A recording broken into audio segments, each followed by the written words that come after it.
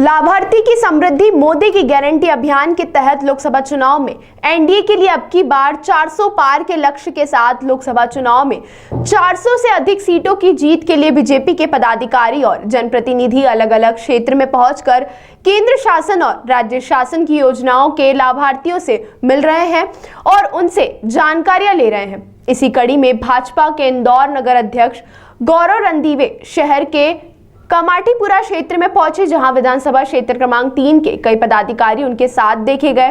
भाजपा नगर अध्यक्ष ने कहा कि लाभार्थियों से योजनाओं को लेकर चर्चा करते हुए प्रधानमंत्री नरेंद्र मोदी की ओर से उन्हें राम राम भी कहा जा रहा है। बहुत अन्याय किया होगा उन्होंने लोगों के साथ। कांग्रेस शासन में जब लगातार कांग्रेस शासन में रही तब उन्होंने लगातार किसानों के साथ, युवाओं के साथ, अनुसूचित जाति जनजाति के साथ जो अन्याय किया है, उस अन्याय का वो जवाब दें।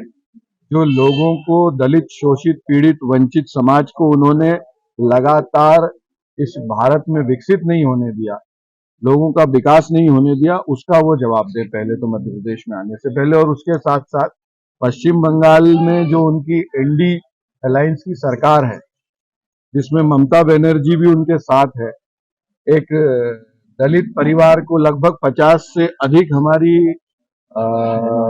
अनुसूचित जाति की बहनों के साथ में जिस तरह का दुर्भाग्यपूर्ण और दुर्भत्स कृत्य हुआ है, उस पर राहुल गांधी पहले जवाब दें। वहीं दूसरी ओर कांग्रेस राहुल गांधी की यात्रा को लेकर काफी उत्साहित है। पूरे प्रदेश से कांग्रेस के लोग यात्रा में राहुल गांधी के स्वागत के लिए सम्मिलित होने में राहुल गांधी के स्वागत के लिए यात्रा मार्ग पर पहुंच रहे हैं। तो वहीं इंदौर नगर निगम के नेता प्रतिपक्ष चिंटू चोकसे ने भी यात्रा को लेकर अपनी प्रतिक्रिया दी है और राहुल गांधी की जमकर तारीफ भी की है। फिर से मैं रिपीट करता हूँ,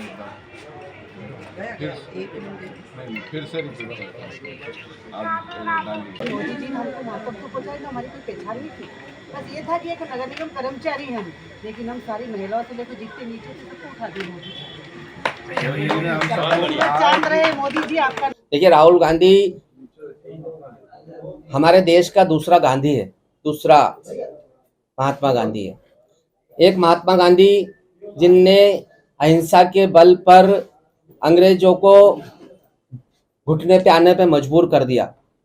अंग्रेजों ने कभी नहीं सोचा था भारत छोड़ के जाना पड़ेगा। आज वही राहुल गांधी है। मुझे लगता है कि देश में अगर विपक्ष है तो वो सिर्फ और सिर्फ गांधी परिवार है। अदरवाइज तो सारे दलों को भारतीय जनता पार्टी की सरकार ने, मोदी जी ने, अमित शाह जी ने सबको, किसी को ईडी आईटी की डर से सबको अपने अपने घर बैठा दिया। कोई बोल भी नहीं पाई। ऐसी स्थिति निर्मित हमारे विश्व के सबसे बड़े लोकतंत्र में कर दी। लेकिन चूंकि हमारे नेता साफ मजबूत है, दृढ़ता से, ताकतवर तरीके से इन सांप्रदायिक ताकतों का मुकाबला करने के लिए देश के हर हिस्से में जा रहे हैं, लोगों को जगाने की कोशिश कर रहे हैं। लेकिन समय रहता है हर चीज का। भाई, आपने धर्म की गोली, धर्म की दवाई इस तरह से लोगों को पिला दी है कि उसमें से निकलने में थोड़ा सा समय लगेगा। लेकिन मुझे ऐसा लगता है कि लोग अब धीरे धीरे उससे बाहर आने लगे हैं। लोगों को विकास सबसे बड़ा मुद्दा दिखता है, बेरोजगारी सबसे बड़ा मुद्दा दिखता है, और देश में अमन चैन रहे, इसी को लेकर आदरणीय राहुल जी निकले हैं न्याय यात्रा पे कि वो देश की जनता से चाहते हैं कि देश की जनता न्याय करे, देश की जनता जो सच है उसका साथ दे। इसी को लेकर हमारे नेता पहले पैदल गाड़ियों से लोगों के बीच में जा रहे हैं, लोगों से बातचीत कर रहे हैं, सरकार की नाकामी को बताने की कोशिश कर रहे हैं। और निश्चित ही आज नहीं कल उनका मिशन सफल होगा। और जिस तरीके से हमारे देश में लोग राम राज की कल्पना करते हैं, जब तक ये भारतीय जनता पार्टी की सरकार नहीं हटेगी, जब तक हम रावण राज से मुक्त नहीं हो सकते।